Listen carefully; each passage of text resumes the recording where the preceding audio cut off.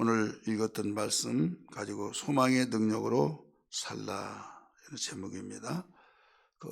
우리는 무엇보다도 하나님께서 복음으로 낳은 우리가 하나님의 당신의 자녀들이 어떤 가운데서도 소망으로 살아야 된다. 이렇게 복음의 자녀들에게 말씀하고 있죠.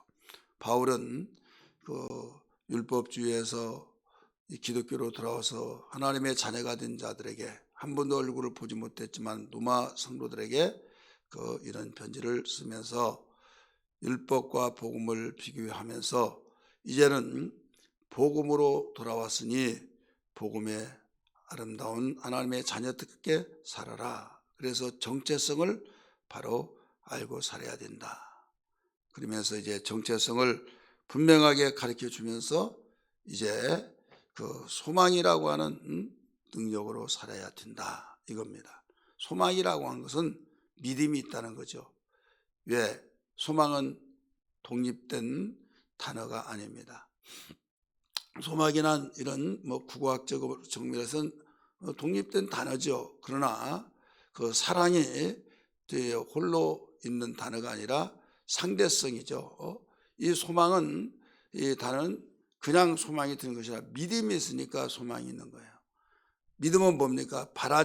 눈에 보이지 않는 것을 바라는 실상을 가지고 있는 거죠. 반드시 이렇게 된다, 실제 된다 이거예요. 하나님이 약속하신 것은 반드시 이루어진다. 그러면서 이 믿음을 가져야 된다. 이 믿음이 있으면 하나님을 기쁘시게 하고 이 믿음이 없으면 하나님을 기쁘시게 할 수 없다. 그런데 이 믿음으로 구원받고 이 믿음으로 하나님의 자녀가 되어서 하나님의 약속을 우리가 받았을 때 그 약속을 믿고 기도하면서 살아갈 때 기도하면 바로 그 이튿날 바로 즉시 예수의 이름으로 기도했습니다. 아멘 하면 응답이 되어지고 나타나 되어진 것이 아니라 그렇게도 되어질 수도 있지만은 대부분 시간이라고 하는 기간이 주어진다 이거죠. 어떤 건 빨리, 어떤 건 천천히, 어떤 것은 자기가 죽고 난 후에도 이루어진다 이거죠. 그렇기 때문에 나중에는 지쳐버려서 원망하고 불평하고 나하고는 안 맞는가 보다, 무덤도 감동도 없고 실망하면서 그쳐지는 사람들이 있고 중도에 포기되어서 병든 닭처럼 병든 사람의 활동도 정지되고 생각도 마음도 우울해지고 그랬던 것처럼 우리의 신앙이 그렇게 된다 이거죠.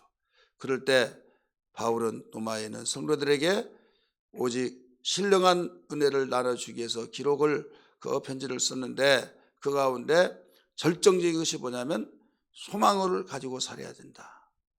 이 소망에 능력이 있어야 된다 이거예요. 근데 이미 말씀드렸던 것처럼 소망은 독자적인 이 단어가 되어진 것이 아니라 믿음을 강조하고 믿음이 있는 그에게 소망이 있는 것이다. 이렇게 우리는 알아야만 됩니다. 그러므로 이 믿음이 없이는 절대로 소망이 생길 수 없다.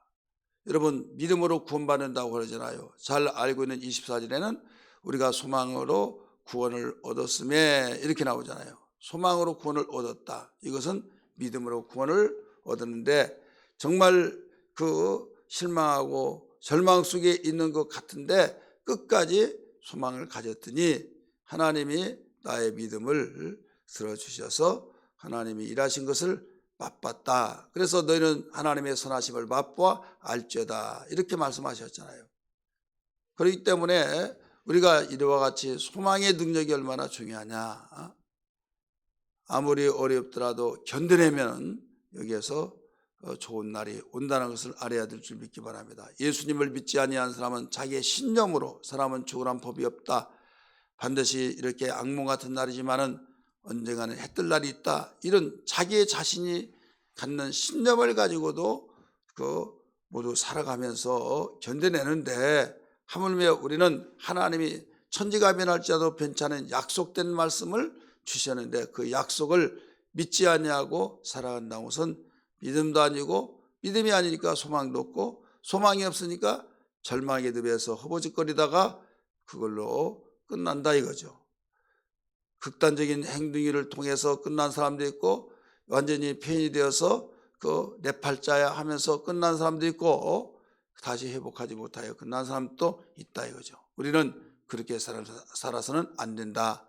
하나님의 자녀다운 자녀가 되어지기 위해서는 담대하게 누가 뭐라고 하더라도 너희는 세상의 빛이라 말씀하신 것처럼 빛은 어둠을 뚫고 가고 어둠 속에 있는 자들에게 기쁨을 주고 소망을 주잖아요. 그래서 세상이 다 그렇게 산다 할지라도 우리는 그렇게 살지 말고 선구자가 되어야 된다. 바로 빛을 던져줄 수 있는, 비춰줄 수 있는 자가 되어야 된다. 그게 바로 믿음에 대한 소망이다 이거죠.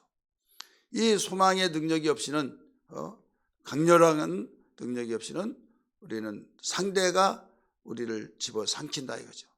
그렇기 때문에 그보다 더 강렬한 우리에게 빛이 있어야 된다. 그래서 예수님이 오신 목적을 생명을 얻게 하고 생명을 풍성케 하기 위해서 더 풍성히 얻게 하려 한 것이라 라고 말씀하셨어요.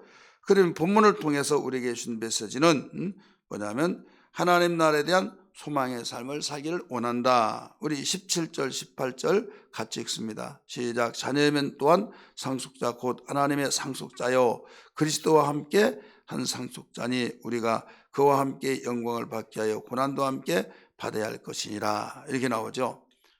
그래서 18절은 이제 이 단락은 따로 나온 것 같지만은 연결되어진 말씀입니다. 생각하건대 현재의 고난은 장차 우리에게 나타날 영광과 좋게 비교할 수 없도다. 영광과 좋기라고 하는 개혁성경의 그 단어가 여기서는 빠져 있죠. 그래서 비교할 수 없다. 그러니까 감히 비교할 수 없다 이 말이에요. 그래서 개혁성경의 뜻이 더 확실하게 살아나는 뜻을 두고 있습니다. 여기에 우리는 무엇을 알 수 있는가 하면 하나님의 자녀가 되었기 때문에 상속자라는 단어가 나오죠. 그래서 상속자는 하나님의 나라를 기업으로 유산을 받는다 이거죠. 유산. 구원만 시켜준 것도 감사한데 불구덩이에서 영원히 다 고통받는 그것만 생각하더라도 우리가 천국에 입문하고 천국에서 산다고 한 자체만 해도 감사한데 그 천국의 나라를 상속해 주겠다는 거죠. 얼마나 강력스럽습니까? 그런데 우리는 소망을 여기서 소망으로 살아야 할 이유는 뭐냐면 상속자니까 우리가 소망을 가져야 된다. 근데 그냥 어느 날 딱 하나님 나라가 상속자 영광이 주어진 것이 아니라 여기에 단어가 등장된 것이 뭐냐면 고난이라고 하는 단어가 등장됩니다. 그 다음에 영광이라는 단어가 등장되죠. 그래서 상속자의 축복을 우리에게 주셨으니 그 마음을 가지고 보람 있게 확신 있게 설레면서 살아라. 그런데 고난이 먼저 온다 이거예요.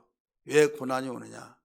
시기 질투 때문에 너 좋겠다 비아냥거림 속에서 완전히 빚고 와서 가슴 속에까지 파고 들어가게 만드는 이런 것들. 또 맞아 하고 여러분 공부 전교에서 1등 하면 1등은 하나지만은 그 나머지는 다 그 1등 위에 사람이죠. 그들이 와 하면서 와 하는 것이 진짜 축하해 주기위해서 와가 아니라 비아냥거리면서 와가 되어진다고 한다면 얼마나 힘들겠습니까? 그와 같이 우리는 이 천국의 상속자를 받았기 때문에 여기에서 받지 못한 자들로부터 시기, 질투, 시세움, 극단적인 행동 속에서는 이제는 박해 이런 일들이 나타난다 이거죠. 그러나 절대로 이런 일에 의해서 흔들리지 말라. 왜? 알고 너희들은 견뎌야 된다 이겁니다. 이것은 너희가 잘못해서가 아니라 자기들이 잘못하고 시세움 때문에 시기질투가 되어지니까 그러니까 참아라 이거죠. 그래 바울은 그걸 말했잖아요. 너희는 상속자니 하나님의 자녀로서 고난도 같이 받아야 할 것 아니냐. 상속을 위해서는 그런 어려움도 받아야 하지 않겠느냐 이거예요. 영광을 생각하면서 참아라. 소망을 가지고 견뎌내라 이거예요. 다시 한번 이제 의미를 삼으면서 봅니다. 자녀이면 또한 상속자 곧 하나님의 상속자요 그리스도와 함께한 상속자니 상속자가 벌써 3번이나 나오죠. 17절에 자녀이면 또한 상속자니 곧 설명을 하면서 하나님의 상속자요 그리스도와 함께한 상속자니 우리가 그와 함께 뭐라고 그랬어요? 영광을 받기 위하여 고난도 함께 받아야 할 것이니라. 그래, 영광은 먼저 단어가 나왔지만은 고난 순서대로 보면 고난 다음에 영광이죠. 이와 같이 우리가 소망으로 살아야 할 이유는 고난이 있기 때문에, 너무나 큰 영광이기 때문에 거기에 대한 고난도 같이 따라온다 이거죠. 그러면서 여기에 더 힘을 실어주고 소망으로 뜨겁게 달아오르도록 말씀하신 내용이 18절이에요. 생각하건대 현재 고난은 장차 우리에게 나타날 영광과 감히 비교할 수 없도다. 좋게 비교할 수 없다. 이런 말씀을 가르쳐 주고 있죠. 우리 애완교인이라고 한다면 고난에 대한 것을 너무 잘 알 거예요. 복음으로 고난을 받으라. 바울은 그런 말씀을 가르쳐 줬죠. 디모데에게. 바울 자신도 고난을 수없이 받고, 우리 기독교가 고난받는 의미를 알지 못하다가 아무 탈 없고 아무 이상 없고 아무 고통 없이 편안함을 주옵소. 그런데 아무 일 없이 평안함을 달라. 평안은 우리 평안을 빌라고 생각이 좋아요. 그런데 여기에서 고난을 받으면서도 평안한 것이 있고 아무 고난이 없는 가운데서도 불안과 초조와 불행한 사람이 있다 이거죠. 사람들은 아무 일이 일어나지 아니하면 여기에 평안만 있는 걸로 생각하는데 아니에요. 고난이 있는 가운데서도 평안함이 있다 이거죠. 스데반 집사가 고난 속에서 돌 던짐을 통하여 돌 맞아 죽으면서도 얼마나 평안했는지 얼굴에 천사의 얼굴같이 되었다. 우리는 핍박을 받으면서도 주님 하면서 주님 아시죠? 그런 심정 속에 줄여서 주님 하면서 감사합니다. 그런 마음은 평안이 나오니까 그런 거예요. 고난은 정말 마음 아픈 일이지만은 주님의 위로가 있기에 평안이 있어서. 어떤 고난이 그렇게 되어지게 했습니까? 주님을 위한 고난, 내가 죄를 짓고 받은 고난이 아니라 하나님의 뜻대로 살려고 하는데 상대방이 격려는 못해줄 만정, 기도는 못해줄 망정, 마음에 비수를 꽂고 말 한마디를 던질 때 그냥 돌을 던지는데 지나가는 새가 맞아가지고 떨어진다는 말이 있는데 그렇게 던지지 않고 일부러 또 조준을 해서 사격을 하듯이 그런 가운데 얼마나 아프겠습니까? 아픈데 주님의 위로와 그더에 내가 고난을 받는 것을 알면은 평안이 주어진다 이거죠. 세상 사람이 다 몰라준다 할지라도 주님 알아주시면 거기에 알아준다는 것은 너는 잘못이 없어. 너는 이 모든 것을 내가 약속했잖아. 하늘의 상이 크다고 했잖아. 그러니까 여기서 감당이 되어지고 소망이 생긴 거예요. 우리 베드로 전서 2장 9절 10절 우리 같이 한번 읽을까요? 11절까지 나오는데요. 모두 읽으면 또 복이 있다고 하셨으니까 한번 읽어봅시다. 베드로 전서 2장입니다. 제가 가지고 있는 성경 378페이지입니다. 같이 읽습니다. 2장 19절 시작. 부당하게 고난을 받아도 하나님을 생각함으로 슬픔을 참으면 이는 아름다우나 죄가 있어 매를 맞고 참으면 무슨 칭찬이 있으리요. 그러나 선을 행함으로 고난을 받고 참으면 이는 하나님 앞에 뭐라고 그랬어요? 아름다우니라. 그러니까 우리가 아무 잘못도 없는데 고난을 받는 것이 있다 이거죠. 그러면 우리 하나님을 생각함으로써 슬픔을 참아라. 고난을 참아라. 소망을 가지고 참아라 이거죠. 근데 죄를 짓고 고난받으면 뭐가 자랑거리가 되겠으며 그에게는 고난이 있으므로 그는 당연한 것이다 이거예요. 너희는 그런 고난을 받지 말고 복음을 위해서 선한 일을 위해서 아름다운 일을 행했음에도 불구하고 그것을 비난하고 조롱하고 모든 사람들이 똘똘 뭉쳐서 그 왕따를 시킨 것 같은 느낌, 그런 가운데 심지어는 물리적으로 고통을 주고 이런 가운데 있다 할지라도 눈 하나 깜빡하지 말아라. 이건 참으면 아름다운 것이다. 왜? 하나님이 다 인정하시니까 이런 고난을 받는다 이 말입니다. 믿음을 가지고 소망으로 살면 이런 고난이 따라온다. 왜 그런 줄 아느냐? 세상이 악하기 때문에 그렇다. 세상 악한 사람이 더 많기 때문에 그런 것이니 그거 조금도 흔들지 말고 속상하거나 해서 또 상처 입지 말아라. 내가 다 갚아주고 너에게 위로해주고 너에게 소망을 줘서 참는 자는 영광으로 갚아주겠다. 이걸 일러주셨잖아요.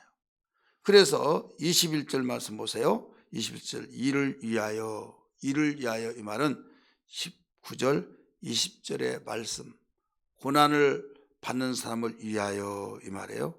선한 일을 하면서 고난을 살아가는 사람을 위하여 너희가 부르심을 받았으니 그리스도도 너희를 위하여 고난을 받으사 너희에게 본을 끼쳐 그 자취를 따라오게 하려 하셨느니라 나오죠.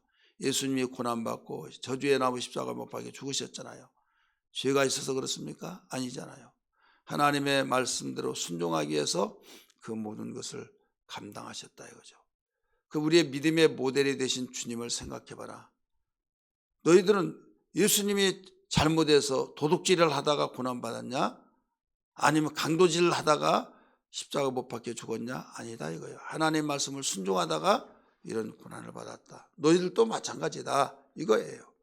그래서 이와 같이 고난을 위해서 나와 같이 이 길을 택하고 따라와라. 나도 이렇게 받지 않았냐?